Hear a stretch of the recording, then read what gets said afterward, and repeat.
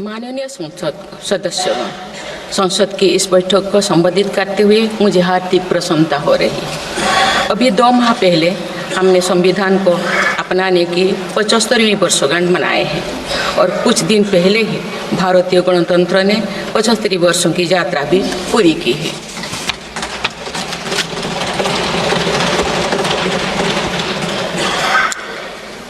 ये अवसर लोकतंत्र की जननी के रूप में भारत के गौरव को नई ऊंचाई देगा। मैं सभी देशवासियों की तरफ से बाबा साहेब आम्बेडकर समेत सभी संविधान निर्माताओं को नमन करती हूँ। माननीय सदस्यगण, इस समय देश में महाकुंभ का ऐतिहासिक पर्व भी चल रहा है।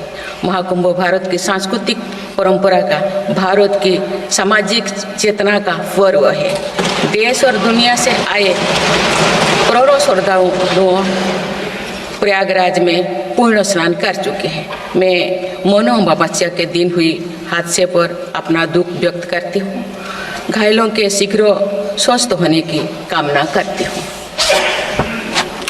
कुछ दिन पहले ही हमने देश के पूर्व प्रधानमंत्री डॉक्टर मनमोहन सिंह जी को खोए हैं। मनमोहन सिंह जी ने 10 वर्ष तक प्रधानमंत्री के रूप में देश की सेवा की। वे लंबे समय तक संसद के सदस्य भी रहे। मैं मनमोहन सिंह जी को भावभीनी श्रद्धांजलि अर्पित करती हूँ। माननीय सदस्यगण, भारत की विकास यात्रा की इस अमृतकाल को आज मेरी सरकार अभूतपूर्व उपलब्धियों के माध्यम से नई ऊर्जा दे रही है। तीसरे कार्यकाल में 3 गुना तेज गति से काम हो रहा है। आज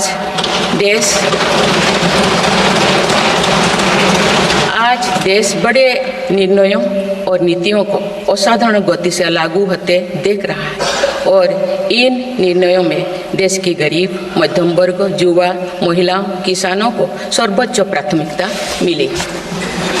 मेरी सरकार ने तीसरे कार्यकाल में सभी के लिए आवास के उद्देश्य की पूर्ति के लिए ठोस कदम उठाए हैं। प्रधानमंत्री आवास योजना का विस्तार करते हुए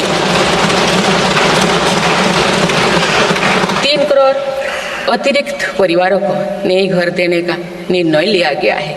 इसके लिए 5,36,000 करोड़ रुपया खर्च किए जाने की योजना है। मेरी सरकार गांव में गरीबों की उनकी आवासीय भूमि का हक देने और वित्तीय समावेशन के लिए प्रतिबद्ध है। इस दिशा में स्वामित्व योजना के अंतर्गत अब तक 2 करोड़ 25 लाख स्वामित्व कार्ड जारी किए गए हैं। इनमें से करीब 70 लाख स्वामित्व कार्ड पिछले 6 महीने से जारी किए। पीएम किसान सम्मान निधि के तहत करोड़ों किसानों को पिछले महीने में 41,000 करोड़ रुपया की राशि का भुगतान हुआ है। जनजातीय समाज के 5 करोड़ लोगों के लिए धरती व जनजातीय ग्राम उत्कर्ष अभियान प्रारंभ हुआ है। इसके लिए 80,000 करोड़ रुपये का प्रावधान किया गया है। आयुष्मान भारत योजना के अंतर्गत 70 वर्षों और उससे अधिक उम्र के 6 करोड़ वरिष्ठ नागरिकों को स्वास्थ्य बीमा देने का फैसला हुआ है। इन्हें हर वर्ष 5 लाख रुपए का हेल्थ कवर मिलेगा। छोटे उद्यमियों के लिए मुद्रा ऋण की सीमा 10 लाख रुपये से बढ़कर 20 लाख रुपया कर दी गई है। मेरी सरकार ने युवाओं की शिक्षा और उनके लिए रोजगार के नए अवसर तैयार करने पर विशेष फोकस किया है। मेधावी छात्रों को उच्च शिक्षा में वित्तीय सहायता देने के लिए पीएम विद्यालक्ष्मी योजना शुरू की गई है। 1 करोड़ युवाओं को शीर्ष 500 कंपनियों में इंटर्नशिप के अवसर भी दिए जाएंगे। पेपर लीक की घटनाओं को रोकने और भर्ती में पारदर्शिता सुनिश्चित करने के लिए नया कानून लागू किया गया है। सहकार से समृद्धि की भावना पर चलते हुए सरकार ने त्रिभुवन सहकारी यूनिवर्सिटी की स्थापना को प्रस्ताव स्वीकृत किया है। सरकार ने प्रधानमंत्री ग्राम सड़क योजना के 4थे चरण में 25,000 बस्तियों को जोड़ने के लिए 70,000 करोड़ रुपया स्वीकृत किए। आज जब हमारा देश अटल जी की जन्म शताब्दी का वर्ष मना रहा है, तो प्रधानमंत्री ग्राम सड़क योजना उनके विजन का पर्याय बनी हुई है। देश में अब 71,000 वंदे भारत, अमृत भारत और नमो भारत ट्रेन चल रही है, जिनमें पिछले 6 माह में ही 17 नए वंदे भारत और एक नमो भारत ट्रेन को जोड़ा गया है। वन नेशन वन इलेक्शन और वक्फ अधिनियम संशोधन जैसे कई महत्वपूर्ण विषय पर भी सरकार ने तेज गति से कदम आगे बढ़ाए हैं। माननीय सदस्यगण, मेरी सरकार के 1 दशक के कार्यकाल ने विकसित भारत की यात्रा को नई ऊर्जा दी है। विकसित भारत के विजन में जन भागीदारी का सामूहिक सामर्थ्य है, देश की आर्थिक उन्नति का रोड मैप है, डिजिटल क्रांति के रूप में टेक्नोलॉजी की ताकत है और आधुनिक इंफ्रास्ट्रक्चर आधार भी है। मेरी सरकार के प्रयास के बल पर भारत दुनिया की तीसरी सबसे बड़ी अर्थव्यवस्था बनने जा रही है। विकसित भारत की उड़ान को हमारे संविधान के आदर्शों का सतत मार्गदर्शन मिलता रहे, इसके लिए सरकार ने सेवा, सुशासन, समृद्धि और स्वाभिमान इन प्रमुख सिद्धांतों को गवर्नेंस के केंद्र में रखा है।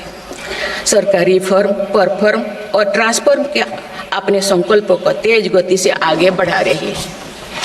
मेरी सरकार का मंत्र है सबका साथ, सबका विकास, सबका विश्वास और सबका प्रयास, और इस मंत्रों का एक ही लक्ष्य है, विकसित भारत का निर्माण।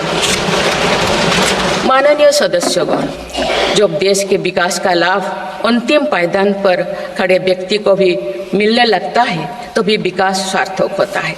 मेरी अंत्योदय की वह भावना है जिसके प्रति मेरी सरकार संकल्पित रही है। गरीब को गरिमापूर्ण जीवन मिलने से उसमें जो सशक्तिकरण का भाव पैदा होता है और गरीबी से लड़ने में उसकी मदद करता है। स्वच्छ भारत अभियान के तहत बने 12 करोड़ शौचालय, प्रधानमंत्री उज्ज्वला योजना के तहत निःशुल्क दिए गए 10 करोड़ गैस कनेक्शन, 80 करोड़ जरूरतमंदों का राशन, सौभाग्य योजना, जल जीवन मिशन जैसे अनेक योजनाओं में गरीब को ये भरोसा दिया गया है कि वे सम्मान के साथ जी सकते हैं। ऐसे ही प्रयासों की वजह से देश के 25 करोड़ लोग गरीबों को परास्त करके आज अपने जीवन में आगे बढ़ रहे हैं।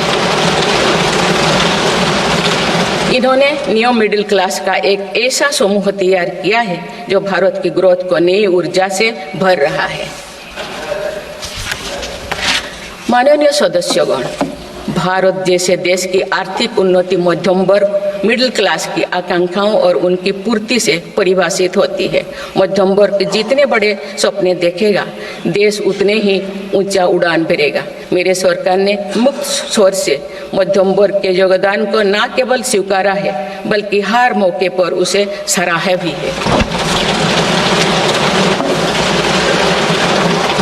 सरकारी कर्मचारी भी मिडिल क्लास के अहम प्रतिनिधि है। हाल ही में मेरी सरकार ने सरकारी कर्मचारियों के कल्याण के लिए 8वें वेतन आयोग के गठन का निर्णय लिया है।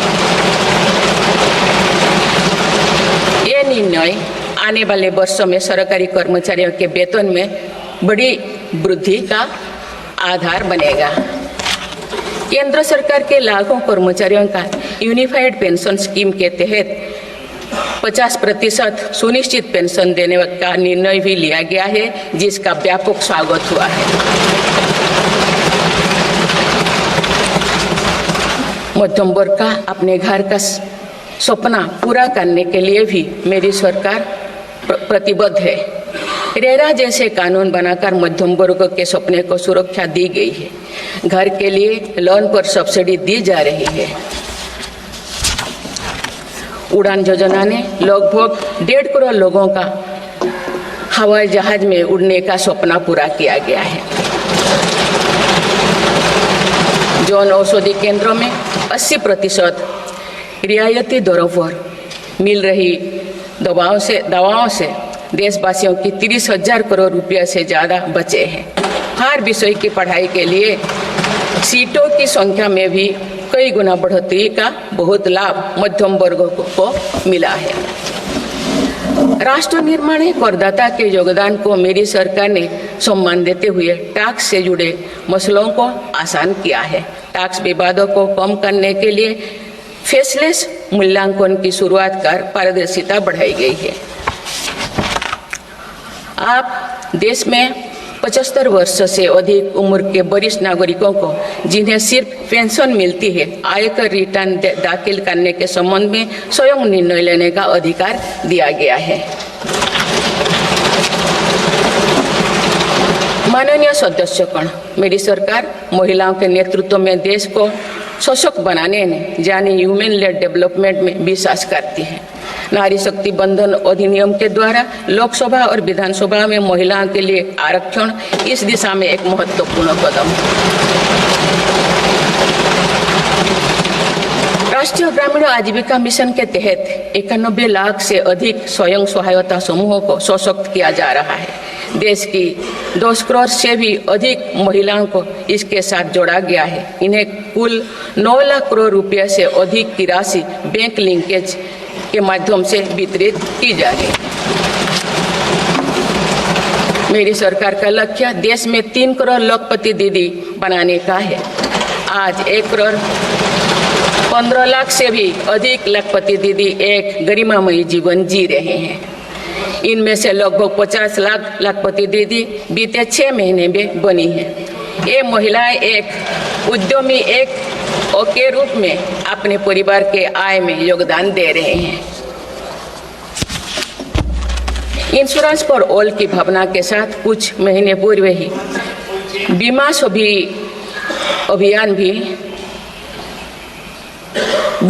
अभियान भी शुरू किया गया है। हमारे बैंकिंग और डिजी पेमेंट्स सखियां दूर दराज के इलाकों में लोगों को वित्तीय व्यवस्था से जुड़ने में महत्वपूर्ण भूमिका निभा रहे हैं। कृषि सखियां नेचुरल फार्मिंग के बढ़ावा दे रही हैं और पशु सखियां के माध्यम से हमारा पशुधन मजबूत हो रहे हैं। ड्रोन दीदी योजना महिलाओं के आर्थिक और तकनीकी सशक्तिकरण का माध्यम बने हैं। ये इस संसद के लिए गौरव का विषय है कि बड़ी संख्या में भारत की बेटियां लड़ाकू विमान उड़ा रही हैं, पुलिस में भर्ती हो रही हैं और कॉरपोरेट कंपनियों का नेतृत्व भी कर रहे हैं। मेरी सरकार के निर्णय के बाद बालिकाओं की भर्ती राष्ट्रीय मिलिट्री स्कूलों में प्रारंभ हो गई है। नेशनल डिफेंस एकेडमी में भी महिला कैडेट्स को भर्ती शुरू की गई।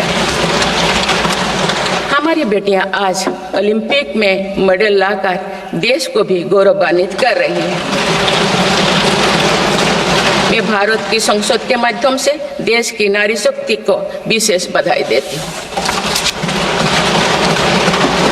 माननीय सदस्यगण, पिछले 1 दशक में देश के हर बड़े प्रयास का दायित्व आगे बढ़कर भारत के युवाओं को उठाना पड़ा है। आज हमारा युवा स्टार्टअप स्पोर्ट्स से लेकर स्पेस तक हर फील्ड में देश का नाम रोशन कर रहे हैं। माय भारत पोर्टल के जरिए लाखों युवा राष्ट्र निर्माण के कार्य से जुड़ रहे हैं। पिछले 1 दशक में मेक इन इंडिया, आत्मनिर्भर Bharat, startup India, stand up India और डिजिटल इंडिया जैसी पहल ने युवाओं को रोजगार के अनेक अवसर प्रदान किए हैं। पिछले 2 वर्षों में सरकार ने रिकॉर्ड संख्या में 2 लाख स्थायी सरकारी नौकरियां प्रदान की गई। मेरी सरकार ने युवाओं के बेहतर कौशल और नई अवसरों के सृजन के लिए 2 लाख करोड़ रुपया का पैकेज स्वीकृत किया है। 1 करोड़ युवाओं के लिए इंटर्नशिप की व्यवस्था से युवाओं को ग्राउंड पर काम करने का अनुभव प्राप्त होगा। आज देश में 1.5 लाख से अधिक स्टार्टअप है जो इनोवेशन के स्तंभ के रूप में उभर रहे हैं। 1000 करोड़ रुपया की लागत से स्पेस सेक्टर में वेंचर कैपिटल फंड की शुरुआत की गई है। US world future skill index 2025 में भारत विश्व में दूसरे नंबर पर पहुंच गया है।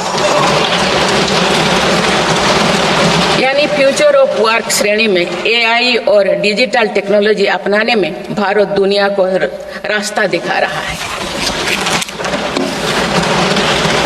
ग्लोबल इनोवेशन इंडेक्स में भी भारत की रैंकिंग 76 से सुधरकर 39 हो गए हैं।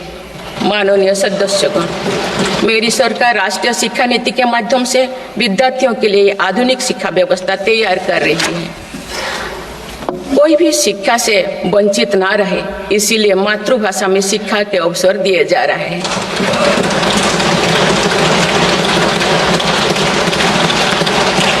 विभिन्न भर्ती परीक्षाएं 13 भारतीय भाषाएं में आयोजित कर भाषा संबंधी बाधाओं को भी दूर किया गया है। बच्चों में इनोवेशन को बढ़ावा देने के लिए 10,000 से अधिक स्कूलों में अटल टिंकरिंग लैब्स खोली गई है। ईज ऑफ डूइंग रिसर्च के लिए हाल ही में one nation one subscription scheme लागू कर दिया है। इससे अंतर्राष्ट्रीय शोध की सामग्री निःशुल्क उपलब्ध हो सकेगी। पिछले एक दशक में उच्च शिक्षण संस्थानों की संख्या बढ़ी है। इनकी गुणवत्ता में भी व्यापक सुधार हुआ है।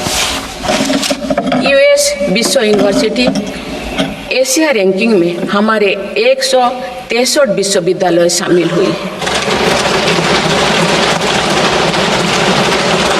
नालंदा विश्वविद्यालय के नए कैंपस का शुभारंभ कर शिक्षा में भारत का पुराना गौरव वापस लाया गया है।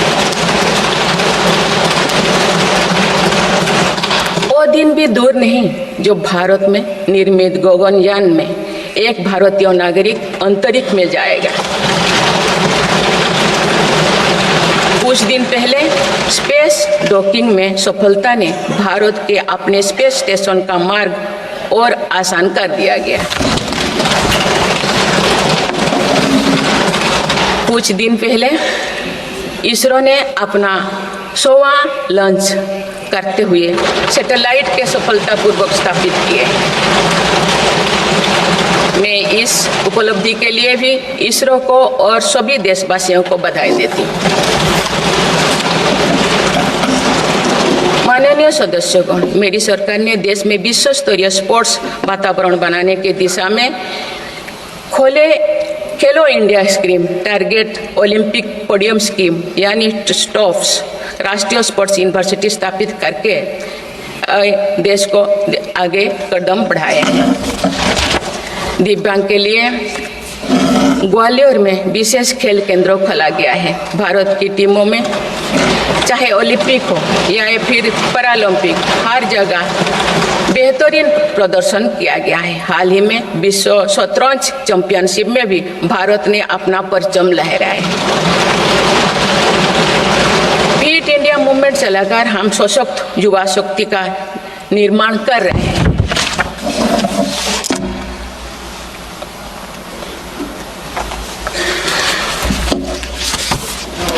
माननीय सदस्यगण, विकसित भारत के निर्माण में किसान, जवान और विज्ञान के साथ ही अनुसंधान का बहुत बड़ा महत्व है। हमारा लक्ष्य भारत को ग्लोबल इनोवेशन पावर हाउस बनाना है। देश के शिक्षण संस्थानों में अनुसंधान को बढ़ावा देने के लिए 50,000 करोड़ रुपया की लागत से अनुसंधान नेशनल रिसर्च फाउंडेशन स्थापित किया गया है। 10,000 करोड़ रुपया के लागत से विज्ञान धारा योजना के तहत विज्ञान एवं प्रौद्योगिकी में इनोवेशन को बढ़ावा दिया जा रहा है। आर्टिफिशियल इंटेलिजेंस के क्षेत्र में भारत के योगदान को आगे बढ़ाते हुए इंडिया एआई मिशन प्रारंभ किया गया है। राष्ट्रीय क्वांटम मिशन से भारत इस फ्रंटियर टेक्नोलॉजी में दुनिया के अग्रणी देशों की पंक्ति में स्थान बना सकेगा। मेरी सरकार देश में बायो मैन्युफैक्चरिंग को बढ़ावा देने के उद्देश्य से बायो ई-ट्री पॉलिसी लाई है। ये पॉलिसी भविष्य की औद्योगिक क्रांति का सूत्रधार होगा। बायो इकोनॉमी का उद्देश्य प्राकृतिक संसाधनों का कुशल उपयोग करना है, जिससे पर्यावरण को संरक्षित करते हुए रोजगार के नए अवसर पैदा होगा। माननीय सदस्यगण, मेरी सरकार ने अर्थव्यवस्था को पॉलिसी पैरालिसिस जैसे परिस्थितियों से उबरने के लिए मजबूत इच्छा शक्ति के साथ काम किया है। कोविड और उसके बाद के हालात एवं युद्ध जैसी वैश्विक चिंताओं के बावजूद भारतीय अर्थव्यवस्था ने जो स्थायित्व एवं रेजिलियंस दिखाया है वो उसके सशक्त होने का प्रमाण है। मेरी सरकार ने ईज ऑफ डूइंग बिजनेस को बढ़ावा देने के लिए कई महत्वपूर्ण कदम उठाए हैं। वन नेशन वन टैक्स की भावना के तहत जीएसटी को व्यवस्था लागू की गई है, जिसका फायदा सभी राज्यों को मिल रहा है। मेक इन इंडिया जैसी नीतियों के कारण आप बड़े ग्लोबल ब्रांड को प्रोडक्ट पर भी मेड इन इंडिया के लेवल्स देखने लगे हैं। माननीय सदस्यगण, भारत के छोटे व्यापारी गांव से लेकर शहरों तक हर जगह आर्थिक प्रगति को गति देते हैं। मेरी सरकार छोटे उद्यमियों को अर्थव्यवस्था की रीढ़ मानते हुए उन्हें स्वरोजगार के नए अवसर दे रही है। एमएसएमई के लिए क्रेडिट गारंटी स्कीम और ई कॉमर्स एक्सपोर्ट हब्स सभी प्रकार के उद्योगों को बढ़ावा दे रही है। तीसरी कार्यकाल में मेरी सरकार द्वारा मुद्रा ऋण की सीमा को 10 लाख रुपये से बढ़ाकर 20 लाख रुपया करने का लाभ करोड़ों छोटे उद्यमियों को हुआ। मेरी सरकार ने क्रेडिट एक्सेस को आसान बनाया है। इससे वित्तीय सेवाओं की लोकतांत्रिक बनाया जा सका है। आज लोन, क्रेडिट कार्ड, बीमा जैसे प्रोडक्ट सबके लिए आसानी से सुलभ हो रही। दशकों तो हमारे देश के रेहड़ी फैक्ट्री पर दुकान लगाकर आजीविका चलाने वाले भाई बहन बैंकिंग व्यवस्था से बाहर रहे। आज उन्हें पीएम स्वनिधि योजना का लाभ मिल रहा है। डिजिटल ट्रांजैक्शन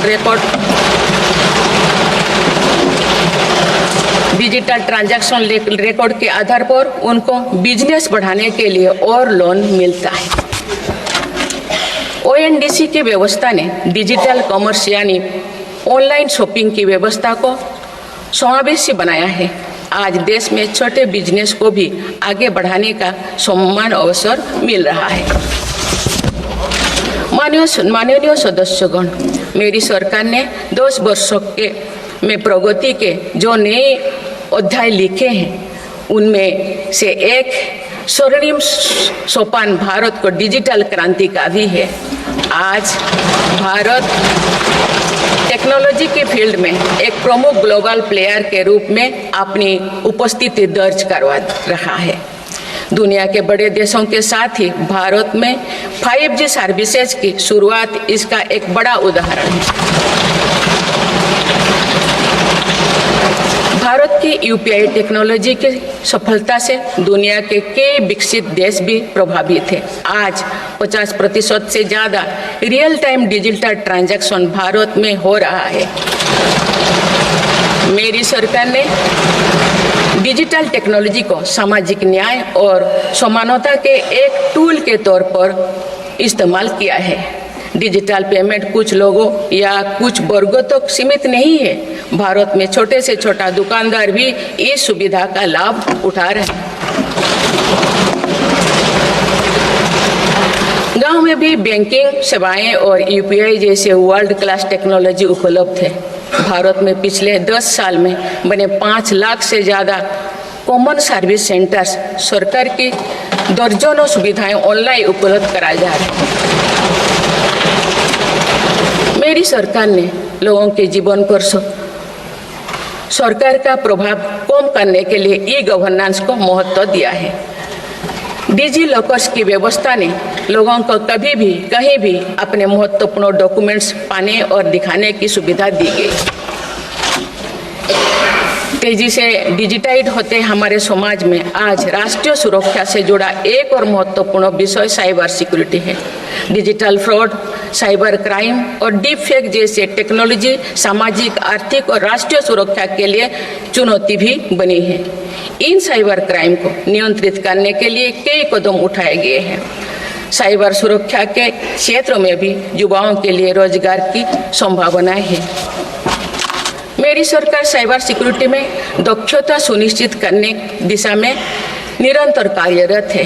इसके फलस्वरूप भारत ने ग्लोबल साइबर सिक्योरिटी इंडेक्स में Tier 1 स्टेटस प्राप्त कर लिया है।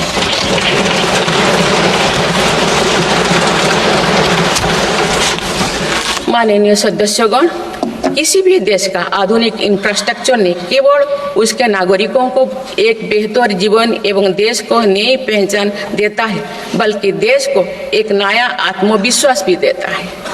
बीते दशक में भारत ने वर्ल्ड क्लास इंफ्रास्ट्रक्चर निर्माण के कई माइलस्टोन तय किए हैं। इस आधुनिक इंफ्रास्ट्रक्चर से दुनिया में भारत की छवि मजबूत हुई है। इन्वेस्टर्स का भारत के प्रति भरोसा बढ़ा है, उपयोग को बल मिला है और नए रोजगार का निर्माण हो रहा है। मेरी सरकार देश के हर हिस्से को हाईवे, एक्सप्रेसवे से कनेक्ट करने के लिए मिशन मोड में काम कर रही है। पीएम गति शक्ति नेशनल मास्टर प्लान के द्वारा परियोजना पर पूरा करने की गति तेज हुई है। 2 साल पहले बुनियादी ढांचे का बजट लगभग 2 लाख करोड़ रुपया था, जो पिछले बजट में बढ़कर 11 लाख करोड़ रुपया से अधिक हो गया।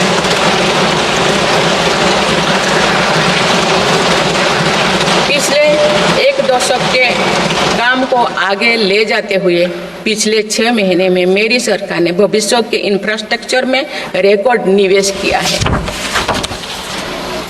बाड़मेर में भारत के पहले डीप वाटर मेगा पोर्ट की आधारशिला रखी गई है। 76,000 करोड़ की लागत से बनने वाला ये पोर्ट विश्व के शीर्ष 10 पोर्ट में से एक है। मुझे बताते हुए खुशी हो रही है कि उधमपुर श्रीनगर बारामूला रेल लिंक परियोजना पूरी हो गई है और अब देश कश्मीर से कन्याकुमारी तक रेलवे लाइन से जुड़ जाएगा। इस महत्वाकांक्षी परियोजना के तहत चेनाब ब्रिज का निर्माण हुआ है, जो विश्व का सबसे ऊंचा रेल ब्रिज है। साथ ही आंधी ब्रिज देश का पहला रेल केबल ब्रिज बना है। सिंकुन ला सुरंग पर काम भी सफलतापूर्वक आगे बढ़ रहा है। निकट भविष्य में पूरी होने पर यह विश्व की सबसे ऊंचा सुरंग होगा। इससे लद्दाख और हिमाचल प्रदेश के बीच 12मासी संपर्क बना रहेगा।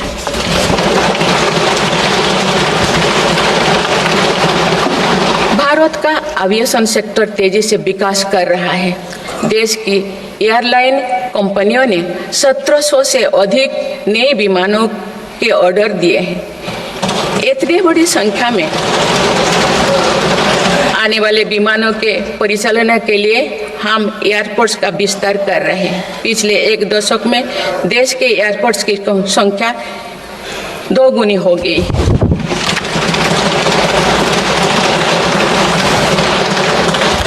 माननीय सदस्यगण, विकसित भारत को गति देने के लिए हमारे शहरों को फ्यूचर रेडी बनाना आवश्यक है। इस दिशा में मेरी सरकार ने शहरी सुविधाओं का आधुनिकीकरण कर उन्हें एनर्जी एफिशिएंट बनाने पर जोर दिया है। साथ ही नई शहरों के विकास के भी नींव रखी जा रही है। मेरी सरकार ने लगभग 28,000 करोड़ रुपया के निवेश से देश भर में 12 इंडस्ट्रियल नोड और शहरों के पास 100 औद्योगिक पार्क बनाने का भी निर्णय लिया है।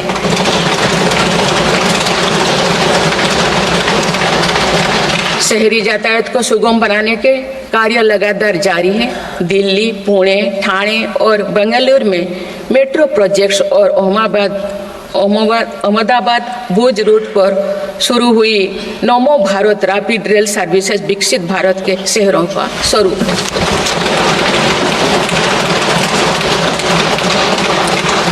कुछ सप्ताह पूर्व ही दिल्ली में रिठारा नरेला कुंडली कॉरिडोर का काम शुरू हुआ है, जो दिल्ली मेट्रो नेटवर्क के बड़े सेक्शन में से एक होगा। मेरी सरकार के निरंतर प्रयास से दिल्ली में मेट्रो टूर लगातार बढ़ रहा है।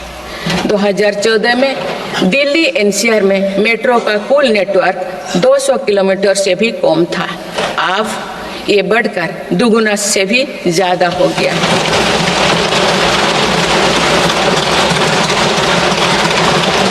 आज मुझे ये बताते हुए बेहद प्रसन्नता हो रही है कि भारत का मेट्रो नेटवर्क अब 1000 किलोमीटर के माइलस्टोन को पार कर चुका है। भारत अब मेट्रो नेटवर्क के मामले में दुनिया का तीसरा सबसे बड़ा देश बन गया। लगभग 8000 करोड़ रुपया के खर्च से देश में 52,000 इलेक्ट्रिक बस चलाने का भी निर्णय हुआ है। इससे शहरी इलाका में सुगम और स्वच्छ यातायात की सुविधा मिलेगी और अनेक लोगों को रोजगार भी मिलेगा। आसान कनेक्टिविटी और अर्बन टूरिज्म को बढ़ावा देने के लिए देश में 15 रोपवे प्रोजेक्ट्स की योजना पर भी काम हो रहा है। माननीय सदस्यगण, मेरी सरकार बहुआयामी एवं समरस सर्वस्पर्शी विकास की नीतियों पर काम करती आई है। इसीलिए मेरी सरकार ने जितना बल फिजिकल इंफ्रास्ट्रक्चर पर दिया है, उतने ही सघन प्रयास सोशल इंफ्रास्ट्रक्चर क्रांति के लिए भी किए हैं। समाज के हर वर्ग तक सस्ती, सुलभ और गुणवत्तापूर्ण स्वास्थ्य सेवाएं पहुंचे, ये मेरी सरकार की प्राथमिकता है। अस्पताल, इलाज और सेवा की व्यवस्था के कारण एक सामान्य परिवार में स्वास्थ्य पर होने वाला खर्च निरंतर कम हो रहा है।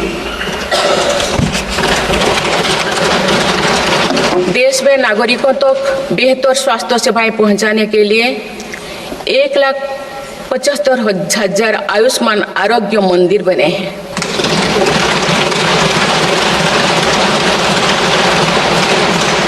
देश में कैंसर मरीजों की बढ़ती संख्या और इलाज में होने वाले खर्च को देखते हुए अनेक कैंसर दवाओं को कस्टम ड्यूटी में से मुक्त कर दिया गया है।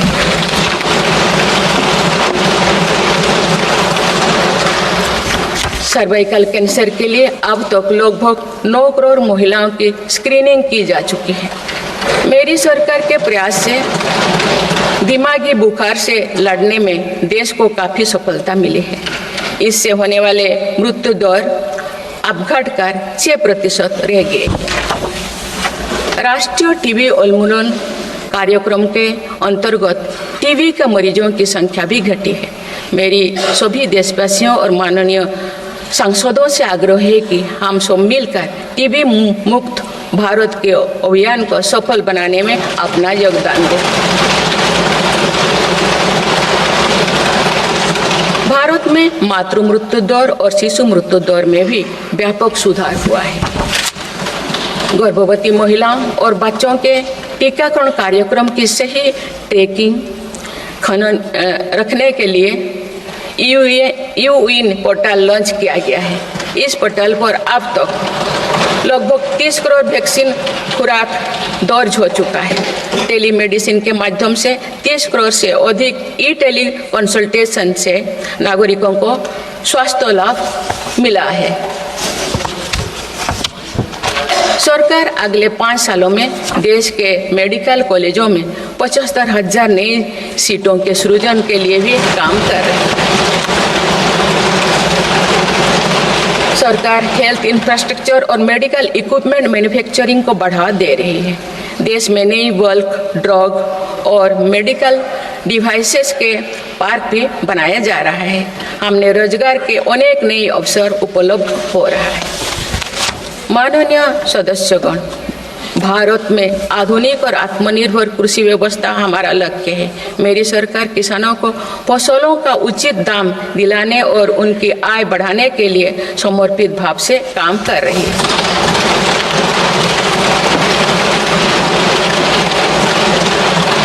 वर्ष 2023-24 में रिकॉर्ड 332 मिलियन टन अनाज उत्पादन हुआ है और आज भारत विश्व का सबसे बड़ा दूध, दाल और मसालों का उत्पादक है। सरकार ने खरीफ और रबी फसलों के एमएसपी में निरंतर बढ़ोतरी की है।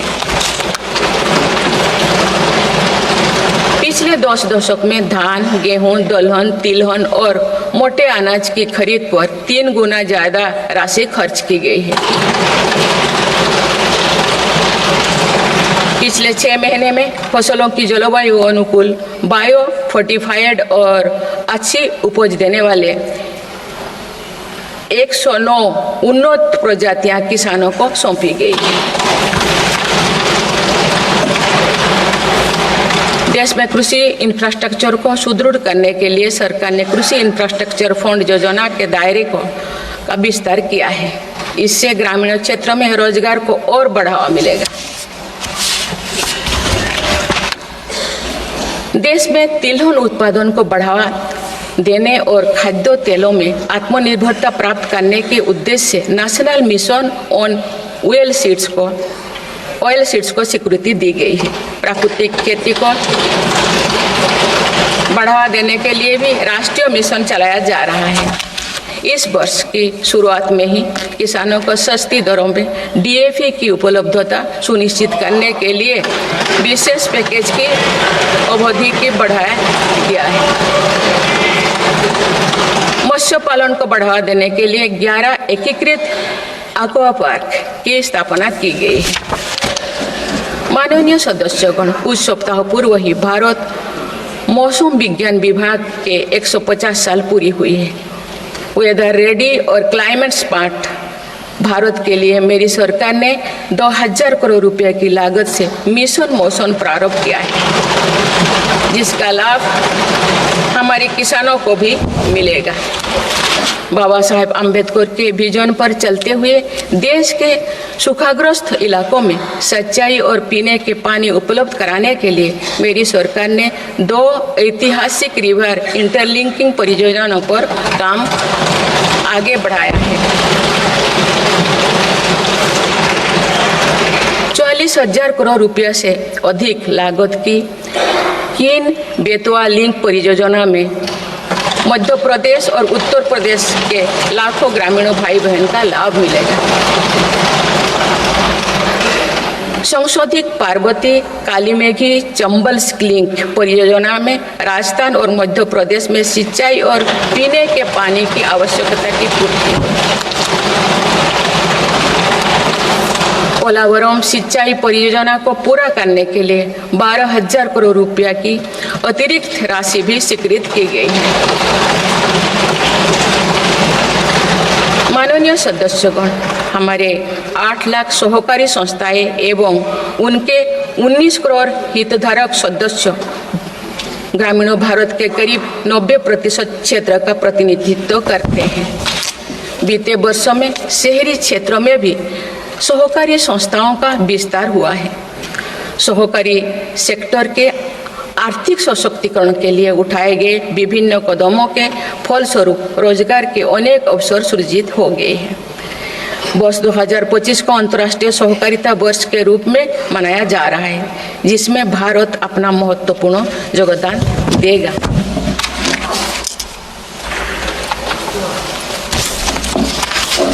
माननीय सदस्यगण, हम जब राष्ट्र के विकास और उपलब्धियों की चर्चा करते हैं तो वास्तव में हम राष्ट्र के नागरिकों की क्षमता एवं उपलब्धियों का ही उल्लेख कर रहे होते हैं। आज देश के विकास में सबका साथ है, इसलिए हम देश के सही सामर्थ्यों का अनुभव कर पा रहे हैं। मेरी सरकार के प्रयासों का सबसे अधिक लाभ देश के दलित, वंचित और आदिवासी समाज को मिल रहा है।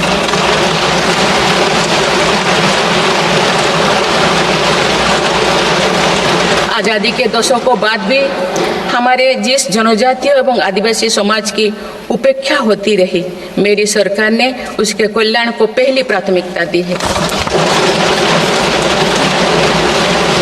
धरती आबा जनजातीय ग्राम उत्कर्ष अभियान और पीएम जनमन योजना इसका प्रत्यक्ष उदाहरण है। देश भर में स्थापित 470 से अधिक एकलव्य मॉडल आवासीय विद्यालय के माध्यम से लगभग 1.25 लाख आदिवासी बच्चों को स्कूली शिक्षा दी जा रही है। पिछले 10 वर्ष में आदिवासी बहुल इलाकों में 30 नए मेडिकल कॉलेज खोले गए हैं। विशेष राष्ट्रीय मिशन चलाकर आदिवासी समुदाय की सिकल सेल से जुड़े स्वास्थ्य सेवाओं पर भी ध्यान दिया जा रहा है। इस मिशन के अंतर्गत लगभग 5 करोड़ व्यक्तियों की स्क्रीनिंग की जा चुकी है।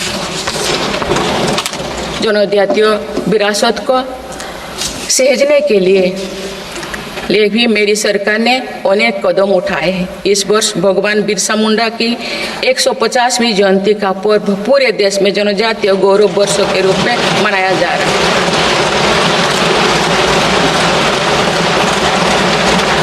माननीय सदस्यगण, विकसित भारत की एक महत्वपूर्ण कसौटी देश का संतुलित विकास है। किसी क्षेत्रों में ये भावना नहीं होनी चाहिए कि वे विकास में पीछे छूट रहे हैं।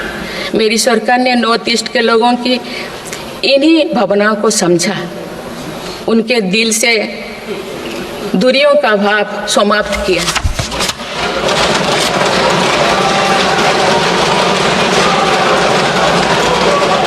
से अधिक शांति समझौते को कर सरकार ने अनेक गुटों को शांति के मार्ग से जोड़ने का काम किया है।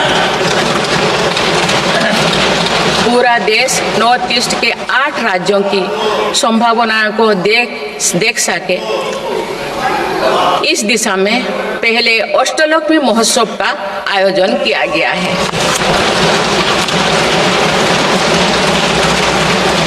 पूर्वोत्तर के विकास के साथ साथ सरकार ने देश के पूर्वोत्तर यानी पूर्वी राज्यों के सर्वांगीण विकास की कार्य योजना पर काम शुरू कर दिया गया है, जिससे रोजगार के नए अवसर भी उपलब्ध होगी। अंडमान निकोबार एवं लक्षद्वीप में विकास की कई परियोजनाएं प्रारंभ कर उन्हें राष्ट्र की विकास यात्रा में महत्वपूर्ण स्थान दिया गया है। अनुच्छेद 370 हटाने के बाद जम्मू कश्मीर में विकास का एक नया वातावरण बना है।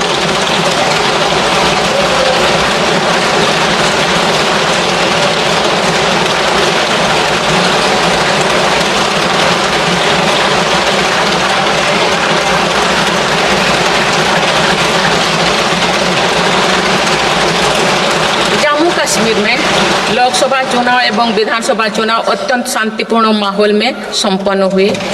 जम्मू कश्मीर के लोग इसके लिए बधाई के पात्र हैं। माननीय सदस्यगण, राष्ट्र या समाज की सफलता समावेशी एवं सर्वस्पर्शी तभी होती है जब वो सिद्धांतों से प्रेरित हो। इसलिए मेरी सरकार ने उन मौलिक सिद्धांतों को हमेशा अपने कार्यनीति के केंद्र में रखा, जिनका निर्देश हमारे संविधान ने दिया है। संविधान के आलोक में मेरी सरकार की प्रमुख सैद्धांतिक प्रेरणा है सेवा।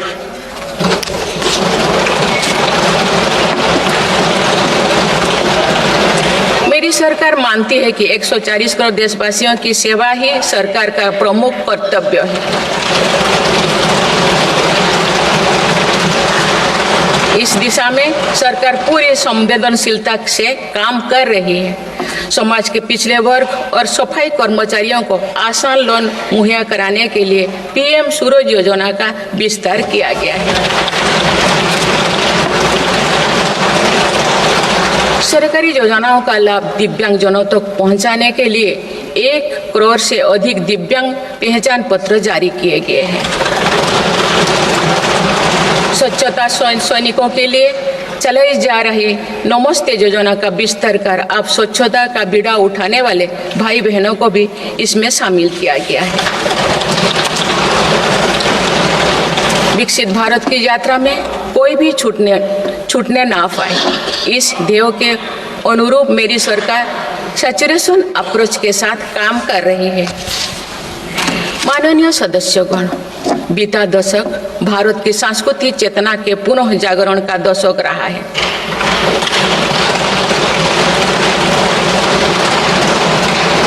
हम अपनी विरासत पर गर्व और विकास के प्रति समर्पण के साथ ऐसा भविष्य गढ़ रहे हैं जहां संस्कृति और प्रगति साथ साथ आगे बढ़े।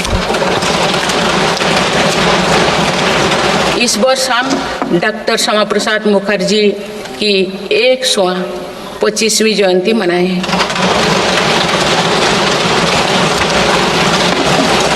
उन्होंने कहा था कि सच्चा राष्ट्रवाद केवल भारत की भौतिक एकता नहीं बल्कि उनकी सांस्कृतिक एकता को मजबूत करने में है। इसी कड़ी में भगवान महावीर का 2550वें निर्माण महोत्सव श्रद्धापूर्वक मनाया गया है। देश ने उत्साह से संत मीराबाई की 525वीं जयंती भी मनाई। महाकवि संत तरुवल्लभ की स्मृति में कई देशों में सांस्कृतिक केंद्र स्थापित किए जा रहे हैं। मेरी सरकार काशी तमिल संगमम, काशी तेलुगु संगमम, सौराष्ट्र तमिल संगमम जैसे सांस्कृतिक आयोजन करके देश की एकता को बढ़ावा दे रहे हैं। माननीय सदस्यगण, हमारी पांडुलिपियां यहाँ हमारी धरोहर है। इनमें विशाल ज्ञान समाहित है जिसका मानव जाति के लाभ के लिए अध्ययन, शोध और उपयोग करने की आवश्यकता है। उन्होंने प्रौद्योगिकी का उपयोग करके पांडुलिपियों के डिजिटाइजेशन और संरक्षण का कार्य मिशन मोड पर प्रारंभ किया जा रहा है। देश की विरासत का एक महत्वपूर्ण स्तंभ हमारी समृद्ध भाषा संस्कृति है। मुझे खुशी है कि सरकार ने असमी, मराठी, पाली, प्राकृत और बांग्ला भाषाओं को क्लासिकल लैंग्वेज का दर्जा दिया है। भारत की सभी भाषाओं में सरलता से संवाद के लिए AI की सहायता से भाषिणी प्लेटफॉर्म का देशवासी व्यापक उपयोग कर रहे हैं। माननीय सदस्यगण, मेरी सरकार के प्रयासों से आज विश्व के सांस्कृतिक मंच पर भारत ने ग्लोबल लीडर की पहचान बनाई है।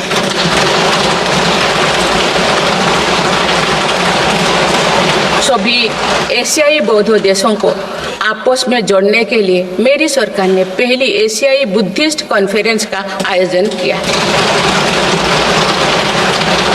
पिछले वर्ष वर्ल्ड हेरिटेज कमेटी की बैठक का आयोजन भी भारत में हुआ जिसमें 140 देशों ने भाग लिया। अंतर्राष्ट्रीय योग दिवस के माध्यम से पूरा विश्व आज भारत की योग परंपरा को अंगीकार कर रहा है। माननीय सदस्यगण, प्रगति की भव्य इमारत को नई बुलंदियों तक ले जाने के लिए मजबूत स्तंभों की जरूरत होती है। भारत के विकास के लिए मेरी सरकार ने रिफॉर्म, परफॉर्म और ट्रांसफॉर्म के ऐसे ही 3 मजबूत स्तंभ बनाए हैं। आज ये सब पूरी दुनिया में भारत के नए गवर्नेंस मॉडल का पर्याय बन गए हैं। सरकार ने संविधान के लागू होने से पहले बने कानूनों की विस्तृत समीक्षा की है। कई कानूनों को निरस्त या संशोधन किया जा रहा है ताकि पूरा तंत्र वर्तमान सामाजिक और आर्थिक चुनौतियों का सामना कर सके। सरकार अब तक 1500 से अधिक पुराने और आवश्यक कानूनों को निरस्त कर चुके हैं। गुलामी के कानूनों को हटाकर दंड संहिता के स्थान पर न्याय संहिता लागू किएगी। जन विश्वास और जन भागीदारी के साथ मेरी सरकार जनता का जीवन सुगम बनाने पर कार्य कर रही है। विवादों को निपटाने के लिए विवाद से विश्वास की पहल की गई है। इसी भावना के साथ सरकार ने 40,000 से अधिक नियमों का कम या सरल किया है और 3500 प्रावधानों को अपराध मुक्त किया है।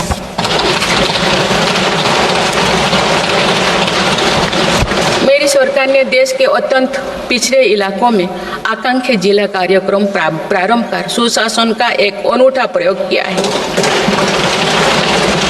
इस कार्यक्रम से इन जिलों में स्वास्थ्य, पोषण, कृषि, सामाजिक विकास और शिक्षा जैसे विभिन्न मापदंडों में उल्लेखनीय प्रगति हुई है। यूएनडीपी की एक रिपोर्ट में इस पहल की बहुत सराहना की गई है। इस सफलता से प्रेरित होकर अब देश के 500 आकांक्षा ब्लॉक में भी समग्र विकास हेतु अभियान प्रारंभ किया गया है। सुशासन पर ध्यान केंद्रित करते हुए आई गोट कर्मयोगी डिजिटल प्लेटफॉर्म बनाया गया है, जिससे सरकारी कर्मियों को अपनी दक्षता बढ़ाकर कर्मयोगी बनाने का प्रोत्साहन मिल रहा है। इस प्लेटफॉर्म पर 1700 पाठ्यक्रमों उपलब्ध है और अब तो 2 करोड़ से अधिक प्रशिक्षण पूर्ण किए गए। माननीय सदस्यगण, इस वर्ष देश सरदार वल्लभ भाई पटेल की 150वीं जयंती मना रहे हैं। उनकी प्रेरणा से मेरी सरकार राष्ट्र प्रथम की भावना को लेकर आगे बढ़ रही है। देश की सीमाओं की रक्षा और आंतरिक सुरक्षा सुनिश्चित करने के लिए सरकार ने ऐतिहासिक कार्य किए हैं।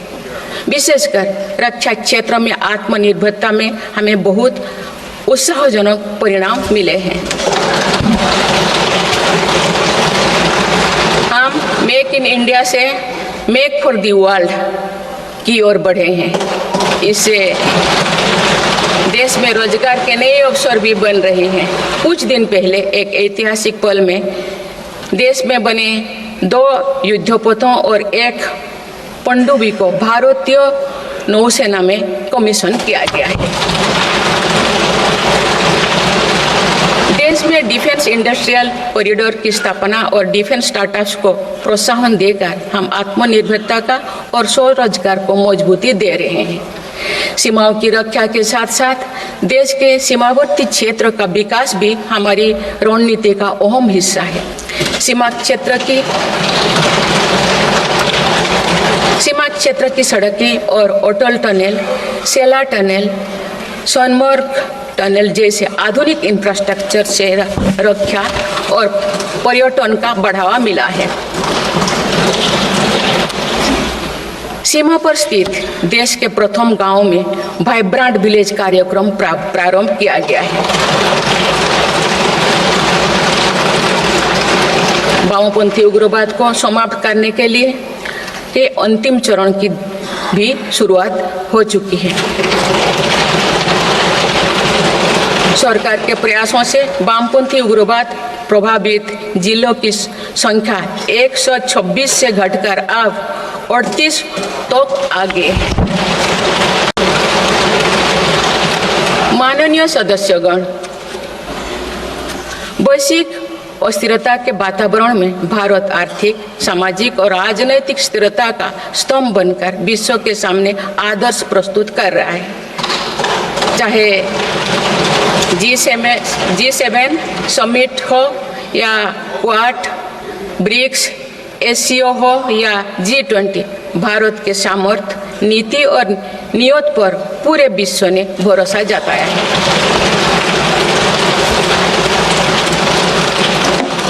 आज बड़े से बड़े वैश्विक मंच पर भी भारत अपने हितों को मजबूत के साथ आगे रखता है। G20 का सफल आयोजन और दिल्ली डिक्लेरेशन इसका उदाहरण है। तीसरी global south summit, Bharat Asian summit और भारत करिकम समिट में हमने ग्लोबल साउथ से जुड़े विषयों को अभिव्यक्ति दी। हमने समिट ऑफ द फ्यूचर में भारत का विजन ऑफ फ्यूचर रखा है। इसी माह में मेरी सरकार द्वारा भुवनेश्वर में प्रवासी भारतीय दिवस का आयोजन किया गया। प्रवासी भाई बहनों के सुविधा सहूलियत हमारी प्राथमिकता है। इसीलिए 6 नए दूतावास और 4 नए वाणिज्यिक दूतावास खोलने का निर्णय लिया गया है। विश्व बंधु की छवि मजबूत करते हुए विश्व में कोई आपदाग्रस्त इलाकों में भारत ने तुरंत सहायता भरा हाथ बढ़ाया। भारत के नए देशों के साथ अपना डिजिटल पब्लिक इंफ्रास्ट्रक्चर साझा किया है और जन औषधि केंद्रों स्थापित कर दिए। माननीय सदस्यगण, मेरी सरकार वर्तमान के साथ ही आगे वाली पीढ़ियों को ध्यान में रखते हुए भी निर्णय ले रही है। हम देश को ग्रीन फ्यूचर, ग्रीन जॉब्स की तरफ ले जा रहे हैं। 2030 तक 500 gigawatt non fossil fuel energy क्षमता के लक्ष्यों को प्राप्त करने की दिशा में बीते 6 महीने में कई बड़े फैसले लिए गए हैं।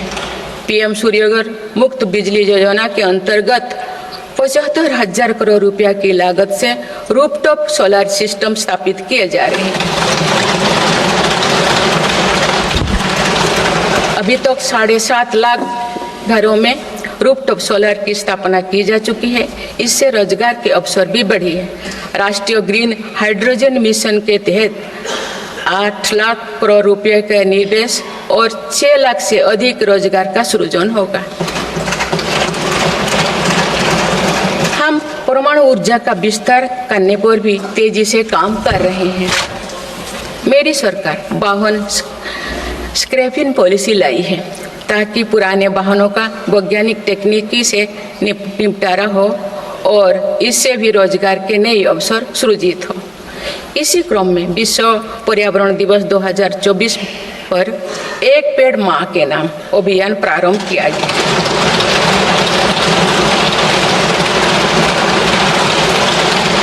इस पहल में करोड़ों देशवासियों ने बढ़ चढ़कर हिस्सा लिया है। इस अभियान की पूरी विश्व में सराहना की गई है।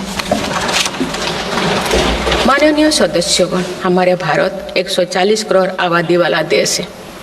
हमारे यहाँ भिन्न भिन्न राज्य, भिन्न भिन्न क्षेत्र, भिन्न भिन्न भाषाएं हैं, परंतु एक राष्ट्र के रूप में हमारी एक ही पहचान है, वो है भारत।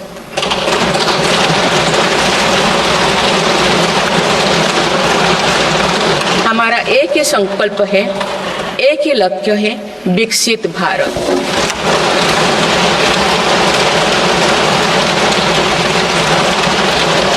आने वाले वर्षों में देश को विकसित राष्ट्र बनाने के लिए हम सभी दृढ़ संकल्पित ले।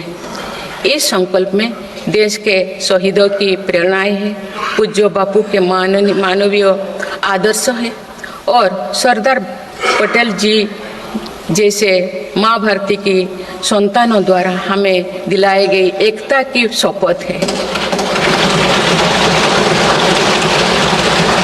हमें इन प्रेरणाओं को आगे रखते हुए एकता के इस सामर्थ्य से विकसित भारत के संकल्प को पूर्ण करना है। आइए हम एक बार फिर एकता के संकल्प को दोहराएं और भारत के सपनों को पूरा करने के लिए कटिबद्ध हो। जब हम साथ मिलकर बढ़ेंगे तो हमारी भावी पीढ़ियां 2047 में अवश्य विकसित, सशक्त, समर्थ और समृद्ध भारत देखेंगे।